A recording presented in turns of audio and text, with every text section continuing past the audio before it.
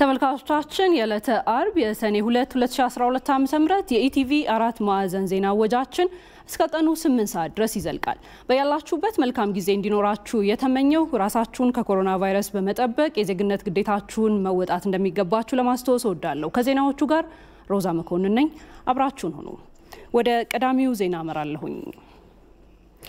የኢትዮጵያን የንግድና ኢንቨስትመንት ከባቢ ምቹ ተወዳዳሪና ተመራጭ ለማድረግ እንዲቻል በማቀድ በተቋቋመው ብሔራዊ ኮሚቴ አማካኝነት ዋና የሪፎርም ስራዎች ማካሄድ መቻሉን ጠቅላይ ሚኒስትር አብይ አህመድ ገለጹ። በዚህም ቁልፍ የህግና አስተዳደራዊ ለውጦችን ማስመዝገብ የተቻለ ሲሆን ባለፈው ዓመት ከተደረጉ የህግ ማሻሻያዎች የሚከተሉት አበይት ስራዎች እንደሚገኙበትም በፌስቡክ ገጻቸው ገልጸዋል። የንግድ ምዝገባና ፈቃድ ማሻሻያ አዋጅ 1150 2011 እና ደንብ 461 2012 በተንቀሳቃሽ ንብረት ላይ የሚመሰረት የዋስትና መብት አዋጅ 1147 2011 እና የማስፈጸሚያ መመሪያ የብድር መረጃ ቋት ማቋቋሚያ መመሪያ ቁጥር CRB 01 2012 የተጨማሪ እሴት ታክስ ማሻሻያ አዋጅ ቁጥር 1157 2011 እንዲሁም የኢንቨስትመንት አዋጅ ቁጥር 1180 2012 የኢንቨስትመንት አዋጅ ለማስፈጸም የተዘጋጀ ረቂቅ ደንብ የኤሌክትሮኒክስ ንግድና ግብይት አዋጅ የአዲስ የንግድ ህግ በሚኒስትሮች ምክር ቤት የጸደቀ በውጪ ሀገራት በተሰጡ የግልግል ዳኝነት ውሳኔዎች እውቅና የመስጠትና የመፈጸም ስምምነትን ለማጽደቅ የወጣ አዋጅ ቁጥር 1184 2012 የግልግል ዳኝነትና የእርቅ አሰራርን ለመደንገግ የተዘጋጀ ረቂቅ አዋጅ መሆኑን የጠቅላይ ሚኒስትር ቢሮ በተገኘው የፌስቡክ ገጽ መረጃ ተመላክቷል።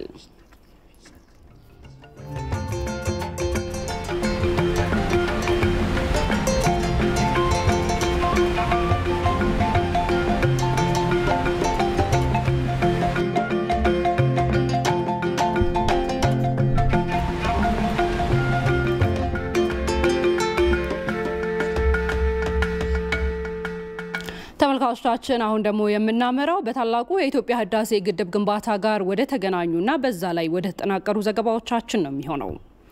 ሰሞኑን በተደረገው የህዳሴ ግድብ ድርድር በቴክኒካዊ ጉዳዮች ላይ ከስምምነት መድረሱ ተገለጸ። የሚደረገው ድርድር የኢትዮጵያን ጥቅም ለማስከበርም ጊዜ የሚሰጥ ነው ተብሏል። አቤል ሙጌታ ዝርዝሩን ይዞታል። የኢትዮጵያውያን የህልውና ጉዳይና የደህንነት ማምለጫ የሆነው የህዳሴ ግድብ በዘንድሮ ዓመት የ4.9 ቢሊዮን ኪዩቢክ ሜትር ውሃንም ይዛል። የዚህ ግድብ ግንባታ ስኬት ሰላም የነሳት ግብጽ ጉዳዩን አግባብነት ከሌለው የይገባኛል ጥያቄ ጋር በማያያዝ ግንባታውን ለማስተጓጎል ስትባዘን መክረሟ የሚታወቅ ነው።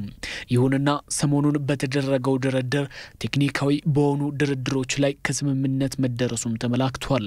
በድርድሩም ድርቅ ቢከሰት ለሚለውም መፍትሄ ተቀምጦለታል ሲሉ ኢንጂነር ጌዲዮን አስፋው የህዳሴ ግድቡ ተደራዳሪ ቡድን አባልና የቴክኒክ ኮሚቴው ሰብሳቢ ተናግረዋል። በአባይ ውስጥ ወደ 31 ቢሊዮን ሜትር ኪዩብ ዝቅ ብሎ ፍሰት ሲኖር ድርቅ ነው የሚል ስምምነት አለ። በዛን ጊዜ በሁለተኛው ዓመት ላይ ይሄ ፍሰት ቢከሰት በጣም የመከሰቱ እድል በጣም ትንሽ ነው። 3% ያህል ልንል እንችላለን። ሊከሰትም ብዙ ጊዜ አይችልም ማለት ነው። ስለዚህ ያ ከተከሰተ ግን የሁለተኛውን ዓመት ሙሊት በአንድ ዓመት ለማራዘም ስምምነት ተደርሷል። በህዳሴ ግድቡ ላይ የሚፈረሙ ስምምነቶች ተፈጻሚ ስለሚሆኑ በጥንቃቄ መታየት ስላለባቸው አሁን ላይ የተደረሱ ስምምነቶች አጋዥና ጊዜ የሚሰጡ እንደሆነም ተናግረዋል። ከውሃው አስተዳደር በተለየ ሁኔታ የህጉ አንቀጾች በጥንቃቄ መታየት ስላለባቸው እሱን አሁን ባጭር ጊዜ እስክንሞላ ድረስ ማናረጋው ማንችለው ነገር ነው እና ካንዴም ሁለቴ በኢትዮጵያ መንግስት በኩል ይሄን 2 ዓመት የዋናው ማመንጨት እስከንጀምር ድረስ በሱ ላይ እንስማማና የመጀመሪያ ደረጃ ሙሊት የምንለው ማለት ነው። የመጀመሪያ ለቀጣዩ ሙሊትና ለረጅም ጊዜ የግድቡ አስተዳደር ለአመታዊ አስተዳደሩ 2 ዓመት ጊዜ ያለን ለመደራደር። በድርድሩ ላይ አሁንም ቢሆን የኢትዮጵያን ጥቅም የሚነካ ቀይ መስመር እንደማይታለፍና በተለይ የህግ ማዕቀፎች ስምምነቶች ሲፈረሙም ይህ እንዳይሆን በትኩረት እየተሰራ ነውም ተብሏል። ኢትዮጵያ በአባይ ላይም ሆነ በተከዜ በባሮ ወኮብ ላይ አሁንም ወደፊትም የመጠቀም መብቷን ለመደራደር አናቀርብም። ይሄ ትልቁ ቀይ መስመር ነው። ይሄንን የሚነኩ አንቀጾች ለአንድ ግድብ ድርድር ውስጥ መግባት የለባቸውም ነው። ለዚህ ነው በድርድር ውስጥ ይሄ በስምምነት ውስጥ መግባት አለበት ነው።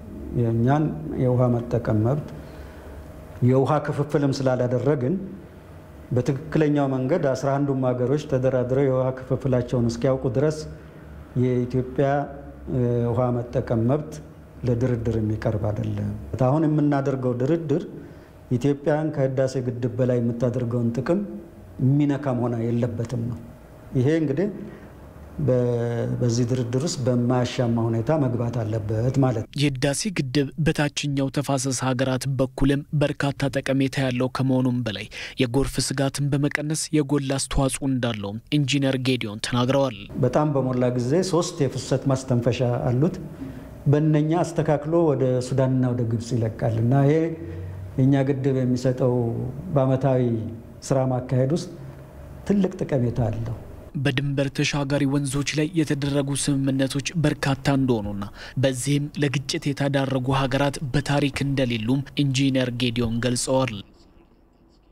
ግብጽ በሌሎች ሀገራት የውስጥ ፖለቲካ ላይ የምታደርገው ጣልቃ ገብነት ሀገርን የማተራመስ በመሆኑ ኢትዮጵያን አንድነታቸውን ከምን ጊዜውም በላይ አጠናክረው ሊቀጥሉ ይገባል ሲሉ ከኢቲቪ ጋር ቆይታ ያደረጉ ምሁራን ገለጹ። ግብጽ ለዘመናት በኢትዮጵያ ላይ ስትከተል የነበረው የግለኝነት ዲፕሎማሲ እንጂ በጋራ ተጠቃሚነት ላይ የተመሰረተ አይደለም ብለዋል ምሁራኑ። ይመራደም አብሯቸው ቆይቷል።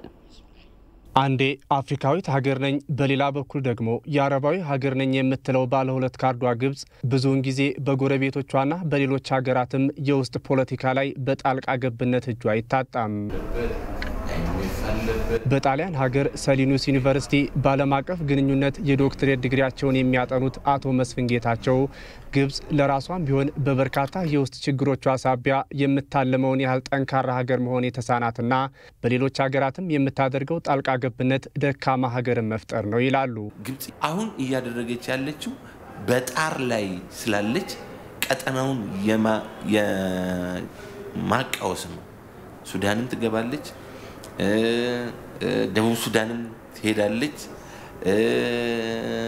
ከእንትናም ጋር ደግሞ ወዳጅ መስላ ትቀርባለች ከሱዳን ጋር አረጋጋለሻለሁ ይሄኛው ምናምን እንደገና ደግሞ የተለያዩ ከኋላ በኩል በሆኑ አንደር ካርቴን የሚሉት አለ ከመጋረጃው ጀርባ ሆናና ከመጋረጃው ፊት ለፊትም ሆና እየተጫወተች ነው። አሁን እኛ የሚያዋጣን አሁን ዓለም በሚከተለው አስተሳሰብ መሄድ ነው። በሲቪል ሰርቪስ ዩኒቨርሲቲ የዲፕሎማሲና ዓለም አቀፍ ግንኙነት መምህሩ አቶ እንዳለ ንጉሴ እንደሚሉት ደግሞ የግብጽ ዲፕሎማሲ በሌላው ላይ መንጠልጠልን መሰረት ያደረገ በመሆኑ የትኛውም ሀገር ላይ በመታደርገው ጣልቃ ገብነት የሷ ዲፕሎማሲ ሰላምን አውርዶ አያውቅም። ሁሉ ጊዜ ዲፕሎማሲያቸው የሌላውን የራሳቸውን ጉዳይ ከፍ ከማድረግ ችግራቸውን ከመፍታት ይልቅ በሌላው ላይ መንጠልጠልን ያበዛ ነው። ለምሳሌ ያህል ብዙ ጊዜ ስታያት ግብጽ በብዙ ሀገሮች ጉዳይ ጣልቃ ትገባለች። አሁን በፓለስታይንና በእስራኤል ጉዳይ ብትሄድ፣ በሊቢያ ጉዳይ ብትሄድ፣ በየመን ጉዳይ ብትሄድ ግን አንዱን ቦታ ላይ ይሄ ነው ተብሎ በግብጽ ዲፕሎማሲ የተደመደመ ሰላም የተገኘበት ነገር የለም ከመጀመሪያው ነው ማለት ነው። ሁሉም ጋር ብትሄድ ቢኮዝ ፍላጎታቸው የራሳቸው ስልጣን ማራዘም እንጂ ይሄ የጋራ ተጠቃሚነትን ህዝብ ሰው ይገናኛል ከሚለው መርህ አይደለም የሚሄዱት። አሁን ዛሬ ካንተ ጋር ከሆኑ ነገ ከሰዓት በኋላ ከሌላ ሊሆኑ ይችላሉ።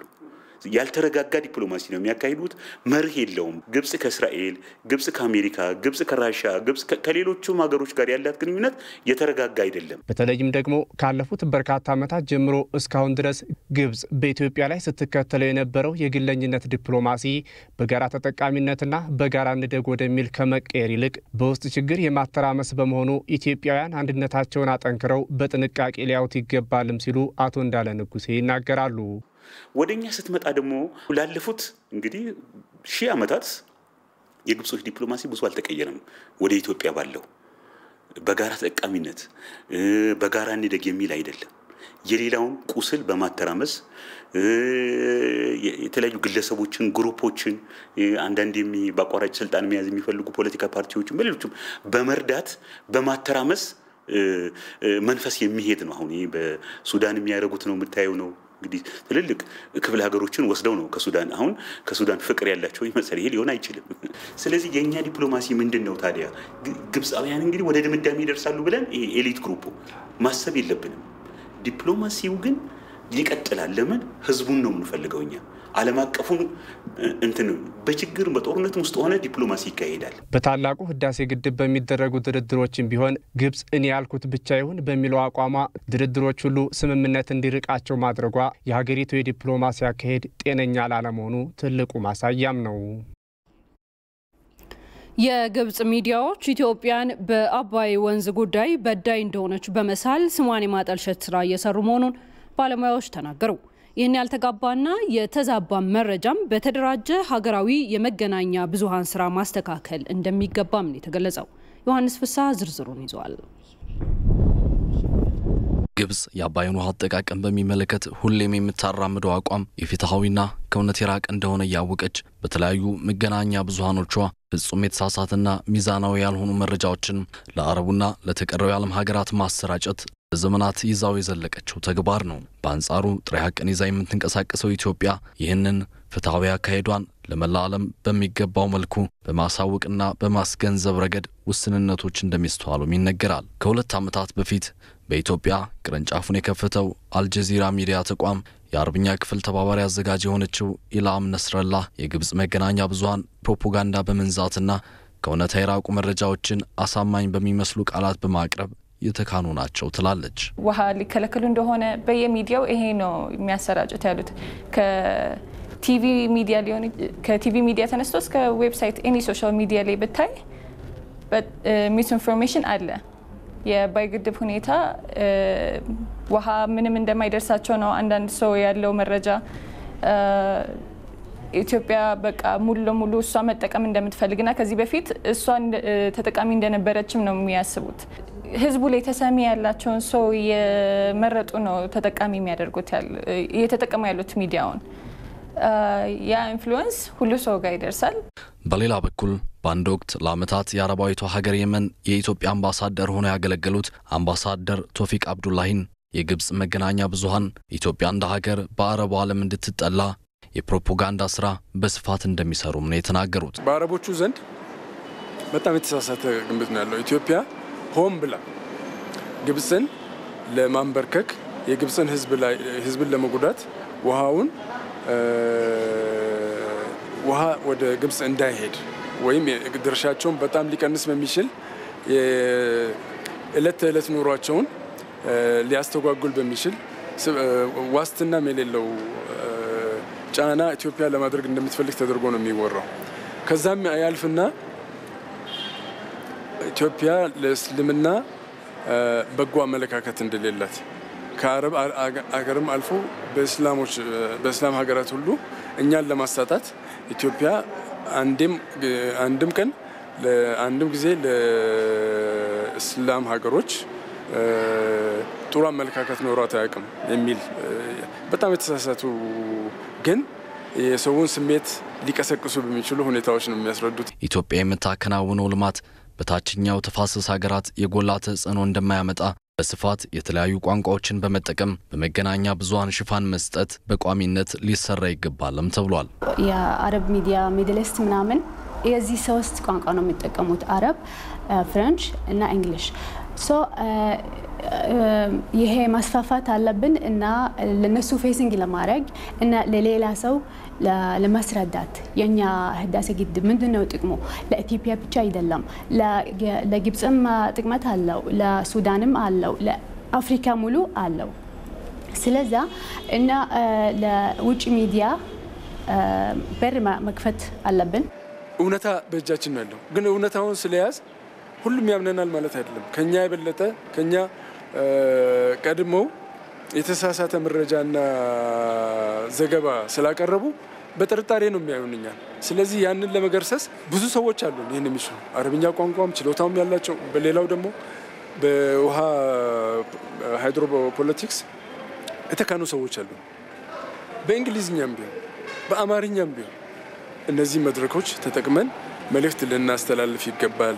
ኢትዮጵያ በዘመናት መገፋት ውስጥ ሆና ታላቁ የኢትዮጵያ ህዳሴ ግድብን በራሷ አቅም እዚህ ላይ ያደረሰች ሲሆን በቀጣይም ከግብጽ የትኛውንም አይነት ጫና ቢመጣ በህዝቡ አንድነትና አለበገርባይነት በመመከት ግንባታውን አጠናቆ ወደ ስራ ማስገባት ዋናው ተግባር ነው። በዚህ ርዕሰ ጉዳይ ላይ ነው ቆይታ የምናደርገው። ተመልካቾቻችን በህዳሴው ግድብ ዙሪያ ሰሞኑን ስለተካሄዱ ድርድሮችና ውጤቶች ተጨማሪ መረጃ ሊሰጡን የውሃ ምህንድስና ምሁርና ተደራዳሪ የሆኑት ዶክተር በለጠ ብርሃኑ እዚህ ስቱዲዮ ይገኛሉ። ከሳቸው ጋር ቆይታ እናደርጋለን። ጤና ይስጥልኝ ዶክተር፣ እንኳን ደህና መጡ። እንኳን ደህና ቆያችሁ። እንግዲህ ቀደም ሲል እንደተነሳው ሰሞኑን ተቋርጦ የነበረው የሶስትዮሽ ድርድር በድጋሚ ተጀምሯልና በዛ ድርድር ላይ ከወትሮ በተለየ በአዲስ መልኩ የተነሱ የመደራደሪያ ሀሳቦች ወይም ደግሞ አጀንዳዎች ነበሩ?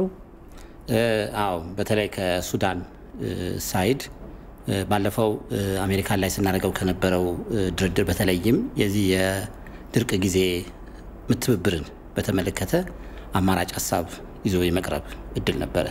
ምክንያቱም ብዙዎቻችሁ እንደምናስታውሱት አሜሪካ ላይ በነበረው ድርድር ይሄ የድራውት ትብብርን በሶስት ደረጃ ተለያየ ሌቭል አድርጎ ብዙውን ነገር የራሳቸውን በተለይ የግብጾችን የውሃ ፍላጎት የማስጠበቅ ትኩረት ላይ ያደረገ ድራውትን መተባበር ለድራውት ማገዝ ሳይሆን ያን ማስከበር ላይ ያተኮረ ስለነበረ ነበር አይሆንም ብለን ተመልሰን የመጣንበት አንዱ ነጥብ።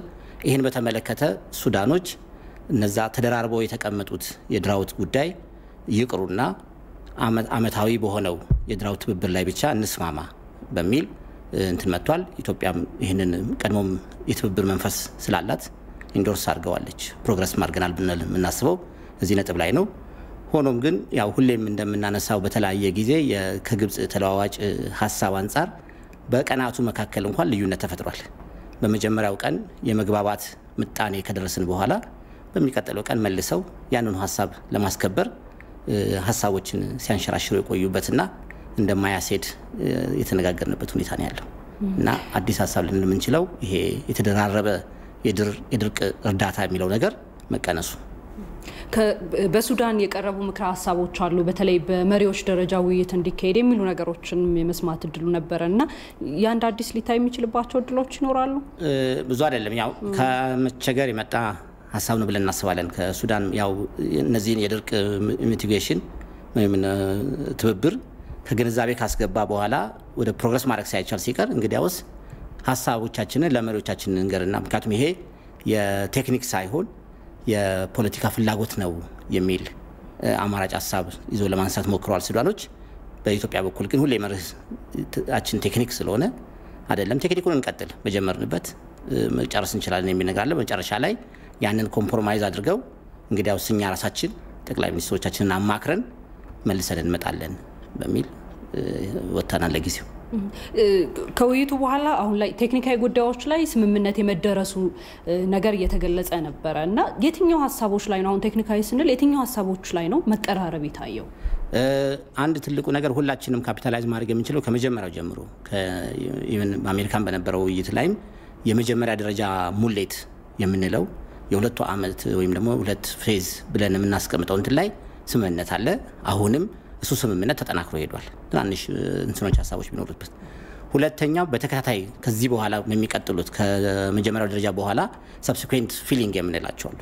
በእነሱ ላይ ነው በአሁኑ ቅድም እንዳልነው በእነሱ ላይ ተጽዕኖ የነበረው ለድራውት ለድርቅ ጊዜ ያለው ትብብር ቀደም ባለው ውይይት ላይ የተደራረበና ኢትዮጵያን በጣም ጫና ውስጥ የሚያስገባ እነሱን ግን እንትን የሚያደርግ ነበር። ይሄ አይሆንም የሚል ነበር ድርድራችን። አሁን ሱዳን የመጣችበት እድል ያስማማል፣ ያቀራርባል። አመት ለአመት እየተጋገዝን እንሂድ፣ ድርቅ ሲኖር አመት ለአመት እየተደራረስን እንሂድ የሚለው ነገር ያስማማልና ይሄ ነው ትልቅ ምርታ ተብሎ ሊመዘገብ የሚችለው። ስለዚህ አሁን እነዚህ የተነሱ ምርታ ናቸው ተብሎ የሚታሰቡ ሀሳቦች የመግባባ ሀሳቦች ምን ያህል የመጽደቅ እድል አላቸው? በተለይ እስካሁን ከመጣችበት የግብጽ ባህሪ አንጻር ስንነሳ በእርግጥ አሁን ይሄም እንዳልሽው የግብጾች ነገሮችን የማገናዘብና ወደ መርህ የመመለስ ሀሳብ ነው። ሁሌም ተጨቃጭቀን ተከራክረን እንቀጥላለን የሚል ከሆነ ላይጸድቅ ይችላል። ግን የግብጾች ራሳቸውን አስተካክለው ከመጡ የመጽደቅ እድል አለው። ከዛ ውስጥ ግን በዋናነት ይሄ የመጀመሪያ ደረጃ ሙሌት የሚባለው ብዙ ድል አለው። ምክንያቱም እነሱም ብዙ አልተቃወሙትም። ሱዳኖችም እንትን ይሉታል። እኛም እንደ ፕሮቪዥን ይሰጠናቸው። ምክንያቱም ለመተባበር አብረን ለመኖር አብረን ለማደግ የሚያስፈልግ ነው ብለን በግንዛቤ ውስጥ ያስገባ ነው ስለሆነ የመጀመሪያው ደረጃ ሙሌት የመስማማት እድል ይኖረዋል። ስለዚህ አጠቃላይ አሁን ላይ ኢትዮጵያ እንግዲህ በቀጣይ ወራቶች ላይ የመሙላት ሂደቱን እያነሳች ነው የምትገኘውና በጥቅል ይህ ድርድር ምን አንድምታ ይኖረዋል ማለት ነው? ሙሌቱን ለመጀመር የተለየ አንድምታ ይኖረው። ምክንያቱም ሁለቱ የተለያዩ ኢትዮጵያ ሁሉ ጊዜ መርህ ተከተላ የምትሄድ ሀገር ናት። ሁለቱ በተለያየ ሂደት ነው የሚመሩት። መሙላት የግድብ ሂደት ነው፣ የመገንባት ሂደት ነው። ድርድር ደግሞ የትብብር ሂደት ነው። ኢትዮጵያ የምትከተለው በዚህ ነው። ተባብረን እንኑር፣ ተባብረን እንደግ፣ ውሃው የጋራ እንትናችን ነው ብላ በመርህ ተነሳ ነው።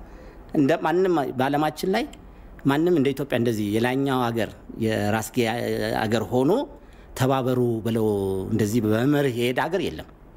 እናደራድራለን ብለው ሌላም ተሰሱሉ የሚገቡ ትልልቆች ሀገሮች ሳይቀሩና አሜሪካን ሁሉ ሳይቀሩ የራሳቸው ጊዜ እንደዛ አይደለም ያደረጉት። ግን ኢትዮጵያ ግን በጣም መርህ ያላት ስለሆነ ተባብሬ ከጎረቤት ሀገሮች ጋር በሰላም እኖራለሁ ብላ ነው ሄደችውና ስለዚህ ድርድሩ የትብብር ጉዳይ ነው። ትብብሩ ቀጠለም አልቀጠለም ተፈረመም አልተፈረመም ሙሌቱ ግን ይቀጥላል። ለምን? ሙሌቱ የግንባታ ጉዳይ ስለሆነ። ስለዚህ ሁለቱን ሁሌ ማገናኘት አያስፈልግም። በተለያየ መርህ በተለያየ ደረጃ የሚሄዱ ናቸው። ስለዚህ ግንባታው እስከ ደረሰ ድረስ ሙሌቱ ይሄዳልና ምንም ድርድሩ የተለየ አንድምታ አያመጣም። መልካም። የውሃ ምህንድስና ምሁርና ተደራዳሪ ዶክተር በለጠ ብርሃኑ እዚህ ስቱዲዮአችን ድረስ መጥተው አስተያየቶችን ስለሰጡን እጅግ አድርገን ነው የምናመሰግነው። አመሰግናለሁ። ተመልካቾቻችን አሁንም የኢቲቪ 4 ማዕዘን ዜና ወጃችን እንደቀጠለ ነው የሚገኘው። ከኛ ጋር ቆዩ። የታላቁ የኢትዮጵያ ህዳሴ ግድብ በዓለም አቀፍ ደረጃ ታዋቂ በሆነው ተቋም የተገነባ በመሆኑ ጥራቱን ላይ ጥያቄ ሊነሳበት እንደማይገባ ታዋቂው የግብጽ ስነ ምህዳር ምሁር ፋሩግ አልባዝ ገለጹ። የህዳሴ ግድቡ በበቂ ጥናት ላይ ተመስርቶ በዓለም አቀፍ ኩባንያ የተገነባ በመሆኑ የደህንነት ስጋት ሊነሳበት አይገባም ብለዋል። ፋሩግ አልባዝ ዲዛይኑም ሆነ ግንባታው በበቂ ጥናት ላይ ተመሰረተና ደረጃውን የጠበቀ በመሆኑ በግድቡ ላይ የጥራት ጥያቄ ለማንሳት የሚያስችል አንዳች አመክንዮም የለም ነው ያሉት። የግድቡ ውሃ ሙሌት ግብጽን ለውሃ እጥረት ይዳርጋል የሚለው ትርክትም የፖለቲከኞችና የሚዲያ ፕሮፓጋንዳ እንጂ እውነታን ያገናዘበ እንዳልሆነ ፋሩግ አልባዝ ገልጸዋል። ፋሩግ እንደሚሉት ግድቡ የውሃ ፍሰት ላይ የሚያመጣው ይህ ነው የሚባል ተጽዕኖ የለም። ያም ሆኖ ልብ ሊባል የሚገባው ግብጽ ለመቶ ዓመታት የሚበቃ የከርሰ ምድር ውሃ ባለቤት መሆኗ ነው ብለዋል። ጀባል አል አውንታይን በሚሰኘው ተራራ አካባቢ አሉ ያሉትን ያልተነካ የከርሰ ምድር ውሃ ጥርቅምን በማንሳት ምሁሩ በዚህ ገለጻቸው ግብጽ በህዳሴ ግድቡ ላይ የምታነሳው ተቃውሞ ፖለቲካዊ እንጂ ሳይንሳዊ ምክንያት እንደሌለውም አሳይተዋል። ኢትዮጵያ ከዓለም ባንክ ጋር የ250 ሚሊዮን ዶላር ብድርና የገንዘብ ስጦታ ስምምነትን ተፈራረመች። የፌዴሪ መንግስት የዓለም ባንክ አካል ከሆነው ዓለም አቀፉ የልማት ማህበር ጋር የገንዘብ ብድርና ስጦታ ስምምነት ተፈራርሟል። ስምምነቱ ኢትዮጵያ በሁለተኛው የእድገትና ተወዳዳሪነት የልማት መርሃ ግብርን ለማሳካት ለያዘችው እቅድ እንዲሁም ኮቪድ-19 ጋር ተያይዞ ድጎማ ለማድረግ ያለመ ነው ተብሏል። ከዚህ ገንዘብ መካከል 125 ሚሊዮን ዶላር ብድር እንዲሁም ቀሪው 125 ሚሊዮን ዶላር ደግሞ ስጦታ መሆኑ ተገልጿል። የተሰጠው የበጀት ገንዘብ የግሉን ዘርፍ ተሳትፎ ብሎም የመልካም አስተዳደር ተግባራትን የማሳደግ ዓላማ ያለው መሆኑም ነው የተጠቆመው። በአጠቃላይ ገንዘቡ በሀገሪቱ እየተካሄደ ያለውን ለውጥና ሽግግር ብሎም ሀገር በቀል የኢኮኖሚ ማሻሻያ አጀንዳን ይደግፋል ተብሎ ይጠበቃል። በዋናነትም መንግስት ከኮቪድ-19 ወረርሽኝ የተነሳ ያጋጠመውን የገንዘብ ጉድለት ለመሙላትና ቀውሱ በሀገራዊ ለውጡ አፈጻጸም ላይ በቀጣይነት የሚያስከትለውን ተጽዕኖ ለመቀነስ ያለመ መሆኑም ተጠቁሟል። የገንዘብ ስምምነቱን የገንዘብ ሚኒስትሩ አህመድ ሽዴና በኢትዮጵያ፣ ኤርትራ፣ ሱዳንና ደቡብ ሱዳን የዓለም ባንክ ተወካይ ካሮሊን ተርክ በቪዲዮ ስብሰባ አማካኝነት መፈራረማቸውን የገንዘብ ሚኒስቴር ገልጿል።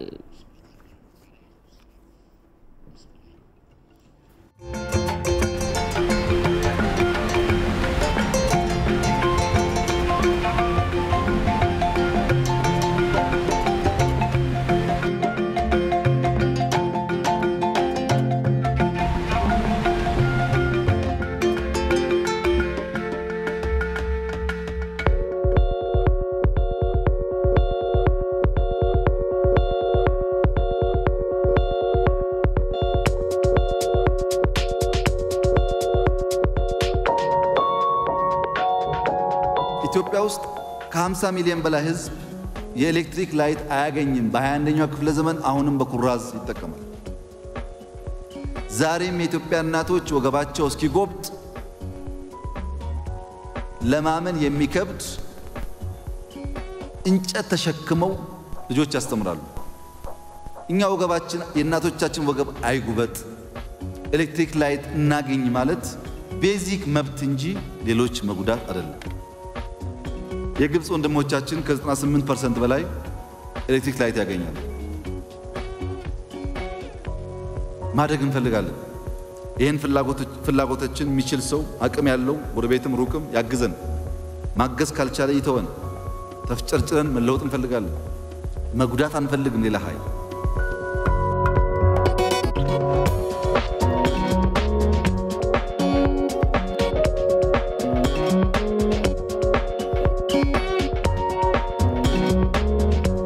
የተፈጥሮ ሀብት እንጠብቅ።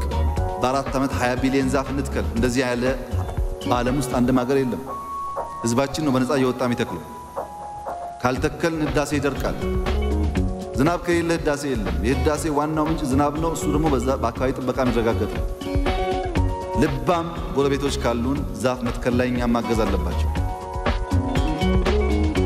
አካባቢን ጠብቅ፣ ከተፈጥሮ እንጠቀም፣ ወንድሞቻችን አንጉዳ፣ ሌብነትን ቀንስ፣ የሰው ዕውቀት ጉልበት እንጠቀም፣ እንደግን ያለ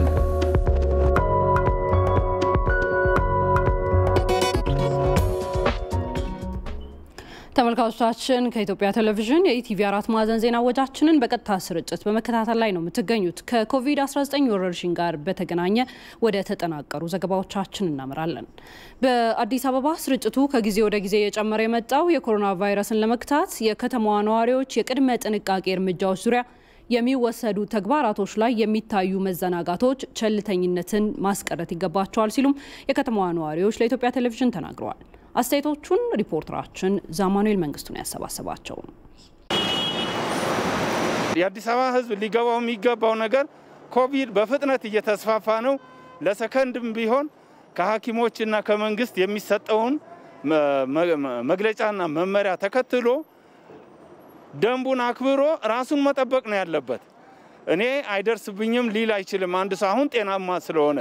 በሁለት ቀን ልዩነት ግን ተበክሎ ታሞ ሊገኝ ይችላል። እኔ አሁን በአውቶቡስ ከየካባዱ ወደ መሀል ከተማ ወደ ስቴዲየም ሲሄድ አይቻለሁ። መገናኛ አካባቢ ሰልፍ ተይዞ አውቶቡስ ላይ ማለት ነው። የአንድ ስንዝር እንኳን ትንፋሽ የለም፣ እንኳን 1 ሜትር ይቅርና። ይሄ እንግዲህ ከህብረተሰቡ ትንሽ ጥንቃቄ ይጎለዋል። ምንም እንዳለ አይቆጠርም።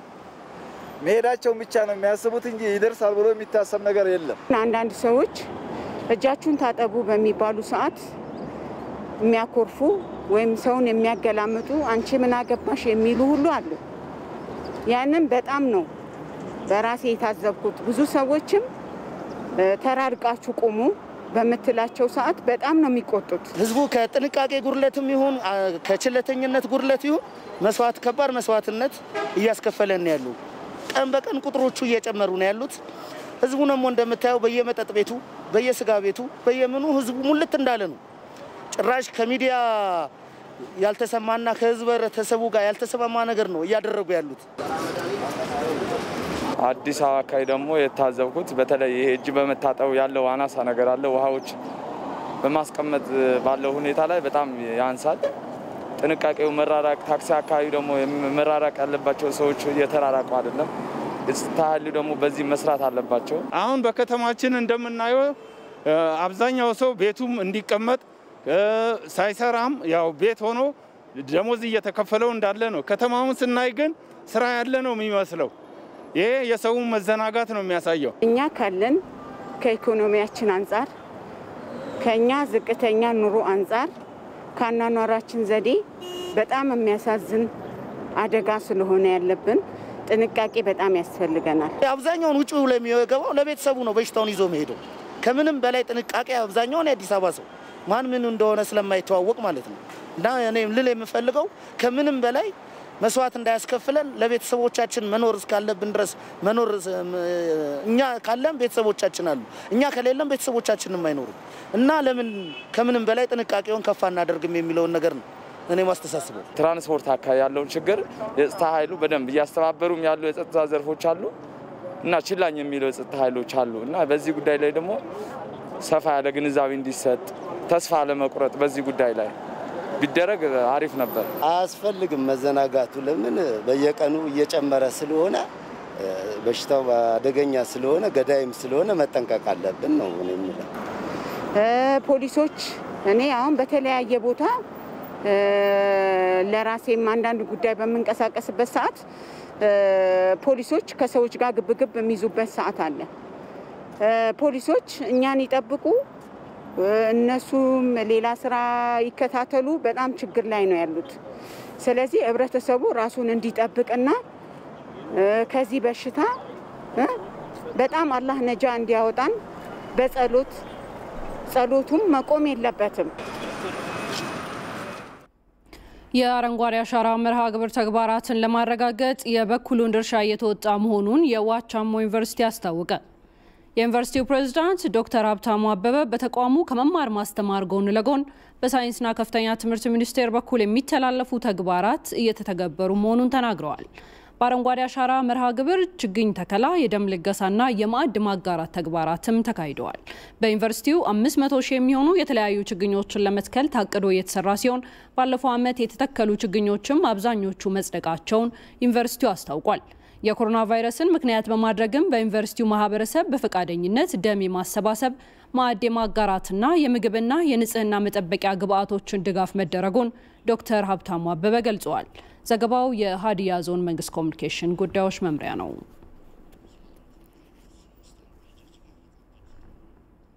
በሶማሌ ክልል ያለው የኮሮና መመርመሪያ ማዕከል እጥረት ወረርሽኙን ለመቆጣጠር እንቅፋት እንደሆነ የክልሉ ጤና ቢሮ አስታወቀ። አሁን ላይ የጅግጅጋ ዩኒቨርሲቲ አቅም በማሳደግ ወረርሽኙን እየመረመረ እንደሚገኝም ቢሮው ገልጿል። ቴዎድሮስ ታደሰ ዘገባውን ይዟል። የኮሮና ቫይረስ ወደ ሀገራችን ከገባ ጊዜ አንስቶ የበሽታውን ስርጭት በፍጥነት ለማወቅና የመከላከያ መንገዶችን ለመዘርጋት የቫይረሱን መመርመሪያ ላቦራቶሪዎች በየክልሉና በየአስተዳደር ከተሞች የማስፋፋት ስራ ሲሰራ ቆይቷል። በሶማሌ ክልልም በጅግጅጋ ዩኒቨርሲቲ የተደራጀው ላቦራቶሪ ላለፉት 2 ወራት ከለይቶ ማቆያዎችና ከአካባቢው ህብረተሰብ የተሰበሰቡ ናሙናዎችን ለመመርመር ሲያገለግል ቆይቷል። በክልሉ ካለው ጫና አንጻር ተጨማሪ ላቦራቶሪዎችን ማስፋፋት አለመቻላቸውን የገለጹት የሶማሌ ክልል ጤና ቢሮ ምክትል ኃላፊ ዶክተር ሙክታር ዩሱፍ ቀድሞ የነበረውን የመመርመሪያ ማሽን አቅም የማሳደግ ስራ ከኢትዮጵያ ህብረተሰብ ጤና ኢንስቲትዩት ጋር በመሆን እንደተሰራ ተናግረዋል። በአንድ ቀን ሳምፕሎች ኮሌክት የምናደርገው 1200 400 300 እንደዚህ ነገሮች ነው። ሳምፕሎች ኮሌክት የምናደርገው ከህዝብና ከኳረንቲን ሴንተሮች ያሉ ይሄ ነገር ኤስቲሜት ማድረግ ትችላለህ። ምን ያህል ዲሌይ ይመጣል፣ ምን ያህል ቻሌንጅ ይመጣል፣ ማንፓወር ሄክቲክ ስራ በጣም ድክመት ስራ እንደሚሰራው ከዛ በኋላ እኛ ኮሚኒኬት አድርገናል ጤና ቢሮ የፌደራል ሚኒስትር ኦፍ ሄልዝ ከዛ ዊ አስክድ እኛ የጠየቀው ማሽኖች መጨመር አለበት ካፓሲቲ ከፍ ለማድረግ አክቹአሊ ሚኒማም ያላገኙ ማሽኖች ስፔሻሊ ግን አትሊስት ኢፒኤችአይ ከጤና ቢሮ ስር ኤጀንሲ ኢንስቲትዩት ነው ከጤና ፌደራል ሚኒስትር ኦፍ ሄልዝ ጋር የሚሰራው እነሱ ደግሞ አክቹአሊ ዴዲድ ካፓሲቲ አደረጉ። ክልሉ ከጎረቤት ሀገር ጋር የሚያዋስነው ድንበር ሰፊ በመሆኑ አሁን ላይ ያለው ላቦራቶሪ በቂ አይደለም ያሉት የሶማሌ ክልል ጤና ቢሮ የህብረተሰብ ጤናና ምርምር ላቦራቶሪ ዳይሬክተር አቶ መሀዲ እስማኤል ችግሩን ለመቅረፍም ከሌሎች መሰል ተቋማት ጋር በቅንጅት እየሰሩ እንደሚገኙ ተናግረዋል። 4 ዲያግኖስቲክ ሴንተር ነው የምንጠቀመው በአሁኑ ሰዓት ማለት ነው። አንደኛው ይህ የአለማ ዩኒቨርሲቲ ነው። በሽኔሌና በዛ አካባቢ ያለውን ዞን ከቨር ያደርግልና እንዲሁም እዚህ ጫና ሲበዛ ያን እንጠቀማለን እንደ ባካፕ ማለት ነው። ሁለተኛው የሐዋሳ ነው። ሐዋሳ ሪጂናል ላብ እሱም ሰፖርት ያደርገናል። በሞያሌ በሊባን ዞን በዛ አካባቢ እንዳሉት ወደዛ ነው ረምነው አተሳስረናላቸዋል ማለት ነው። የናሙና ትስስሩ የተጠናከረ ነው።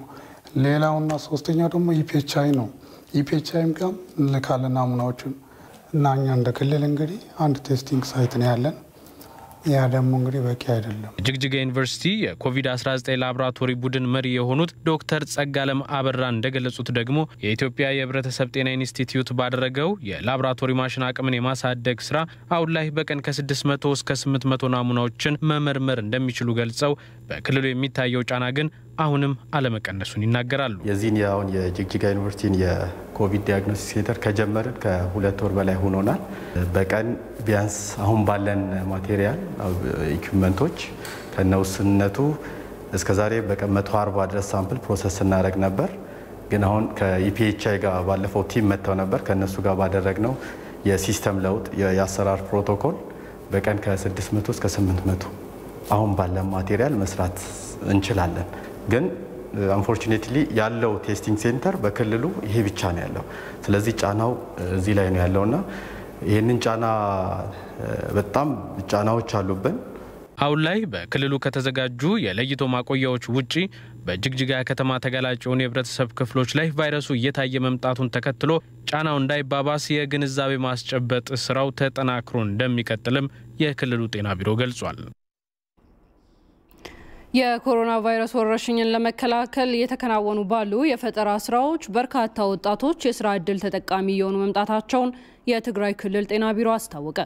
የበሽታው መከሰትን ተከትሎ የክልሉ ወጣቶች በተለያዩ የምርምርና የፈጠራ ስራዎች በመሳተፍ ህብረተሰቡ በቀላሉ ወረርሽኙን እንዲከላከል በማድረግ የበኩላቸውን ድርሻ እየተወጡ መሆናቸውም ተገልጿል። የትግራይ ክልል ጤና ቢሮ የምግብ የመድኃኒትና የጤና አጠባበቅ ዋና ስራ ሂደት ባለቤት አቶ ባህረ ተካ ከኢትዮጵያ ቴሌቪዥን ጋር በነበራቸው ቆይታ እንደተናገሩት የኮሮና ቫይረስ ወረርሽኝን በሀገር አቀፍ ከተከሰተ ጀምሮ የበሽታውን ስርጭት ለመከላከል የሚያስችሉና በርካታ ወጣቶችን ተጠቃሚ ያደረጉ የፈጠራ ስራዎች ተስተውለዋል። በርከት ያሉ ስራዎች እንደ ትግራይ እየታዩ ነው ያሉት። በዚህ ረገድ በርከት ያሉ ወጣቶችም የስራ ፈጠራ እድል አግኝተው በጥሩ ሁኔታ እየተንቀሳቀሱ ነው ያሉት።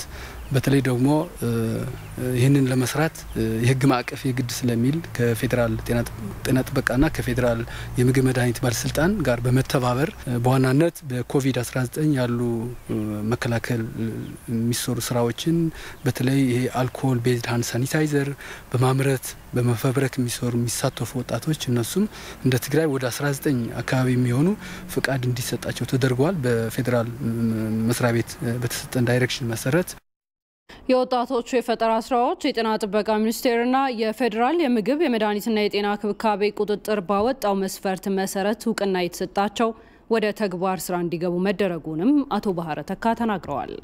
እነዚህ ወጣቶች ጥሩ የሆነ የመነሳሳት ሁኔታ ስለሚፈጥርላቸው በዛ አድርገን እኛም ፍቃድ ሰጥተናቸዋል። ጥሩ እንቅስቃሴ የሚያደርጉ ነው ያለው። በዋናነት እነዚህ ወጣቶች ለዚህ ኮቪድ-19 ዋነኛ ተዋናይ ለመከላከል ዋነኛ ተዋናይ ብለን ነው የምንጠብቃቸው። ስለዚህ እንደ አንድ ጥሩ ስራ እድል ወስደን እኛም ህጉን በማይጻረርና ለህብረተሰቡ በዋናነት የሚጠቅም ስራ እስከሆነ ድረስ እኛም ሳፖርት ያደረግናቸው ወደ ስራ የገቡበት ሁኔታ ተፈጥሯል ማለት ይቻላል። እንደ ሪፖርተራችን ገብረ እግዚአብሔር ኃይሉ ዘገባ በሽታውን ለመከላከል የጋራ ጥረት የሚጠይቅ በመሆኑ በተለይም ወጣቱ ትውልድ ለህብረተሰቡ የሚጠቅሙ የፈጠራ ስራዎች በማጠናከር አጋጣሚውን ሊጠቀምበት ይገባል ተብሏል። ስለዚህ በዚህ ረገድ እንግዲህ እንደ ትግራይ ጤና ቢሮ የምንለው ይህንን በሽታ ተጋግዘን መስራት አለብን። ወጣቱም ወደዚህ ስራ ለመስራት የሚፈልግ ከሆነ ይህንን እድል እንደ እድል ተጠቅሞ በዚህ ረገድ በሰፊው መስራት ይጠበቅበታል ብለን ነው የምንወስደው። አሁን በርከት ያሉ የጤና ባለሙያዎች አሉ እንደ ማህበር ተደራጅተው በዚህ ስራ ለመስራት መጠቀም አለባቸው። አሁን የግድ እኮ በመንግስት ስራ መቆጠርም አያስፈልግም። ስለዚህ በርከት ያሉ ባለሙያዎች አሉ፣ የጤና ባለሙያዎች አሉ፣ ሌሎች ባለሙያዎችም አሉ። እነዚህ አብረው እንደ ማህበር ተደራጅተው ይህንን በሽታ ለመከላከል እንደ እድል ተጠቅመው መስራት ይቻላል፣ እኛም እናግዛቸዋለን የሚል ሀሳብ ለመስጠት ነው። ተመልካቾቻችን የኢቲቪ 4 ማዕዘን ዜና ወጃችን በቀጥታ ወደ እናንተ እየደረሰ ነው የሚገኘው። አሁንም አብራችሁን ሁኑ። የደቡብ ክልል ምክር ቤት ባካሄደው አስቸኳይ ጉባኤ ሲዳማ ከነባሩ የደቡብ ክልል መዋቅር በመውጣት ራሱን በአዲስ ክልልነት እንዲያደራጅ ይሁንታን ሰጥቷል። ምክር ቤቱ በነባሩ የደቡብ ክልል ውስጥ የቀረቡ ባሉ የአደረጃጀት ጥያቄዎችም ውሳኔውን አሳልፏል። የምክር ቤቱን ሁሉ የተከታተለው ሪፖርተራችን ሚካኤል ገዙ ተጨማሪ ዘገባ አለው። ምክር ቤቱ ባካሄደው አስቸኳይ ጉባኤው የደቡብ ክልል የአደረጃጀት ጥያቄዎችና አዲስ በሚደራጀው የሲዳማ የክልልነት አጀንዳ ላይ ውሳኔ አሳልፏል። በዚህም የምክር ቤቱ አባል ለነበሩ የሲዳማ ብሔር ተወካዮች ሽኝት በማድረግ የስልጣን ርክክብ ፈጽሟል።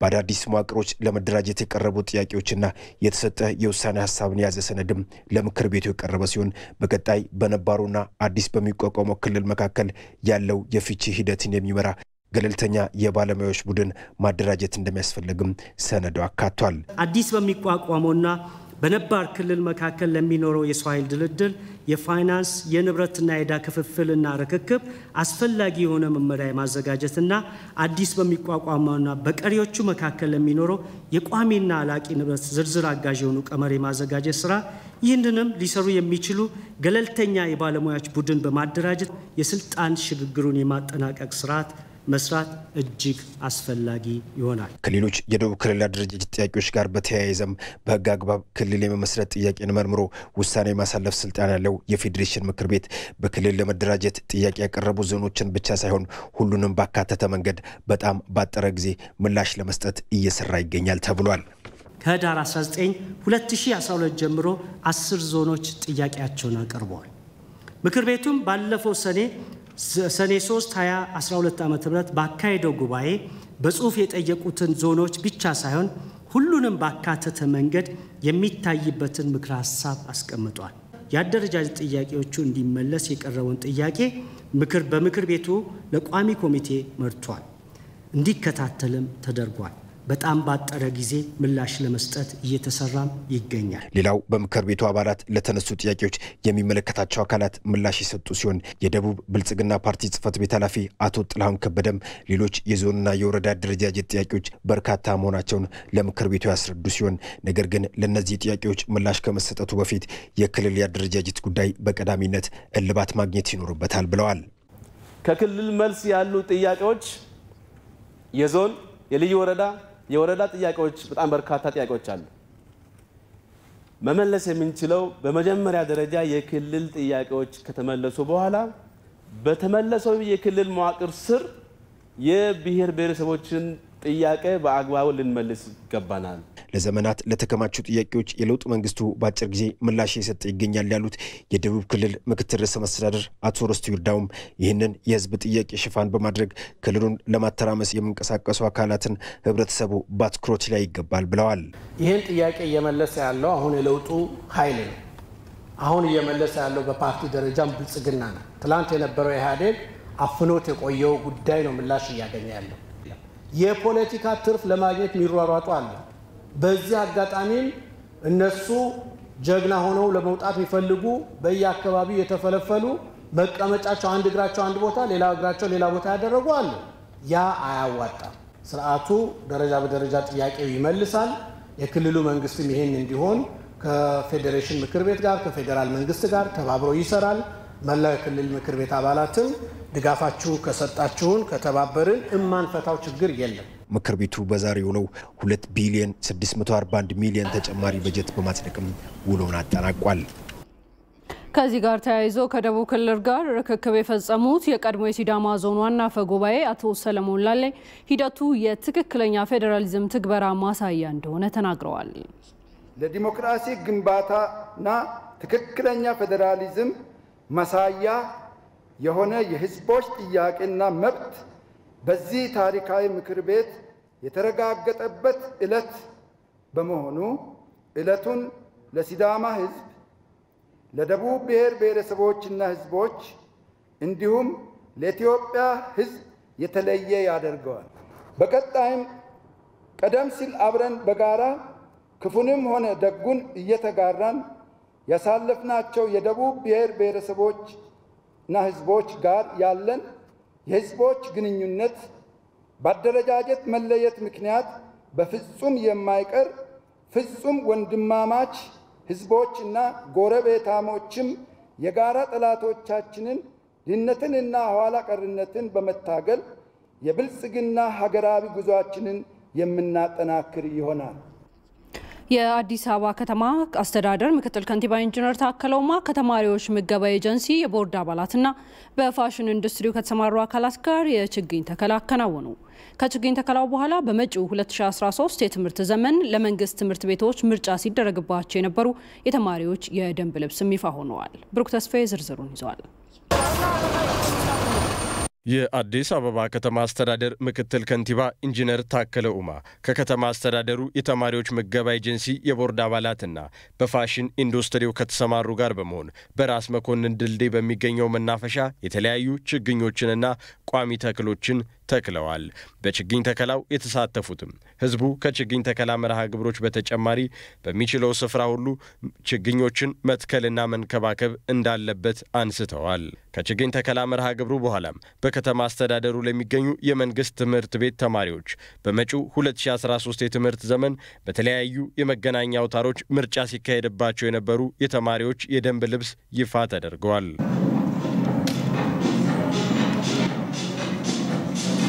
በባለፈው አመት ከነበረን በዚህ አመት የጨመርነው ነገር በባለፈው አመት ዩኒፎርምና ደብተር እና ሌሎች የትምህርት ቁሳቁሶችን እንደ ስክሪፕቶ፣ እርሳስ አይነት ነገሮችን ነበር ያቀረብነው።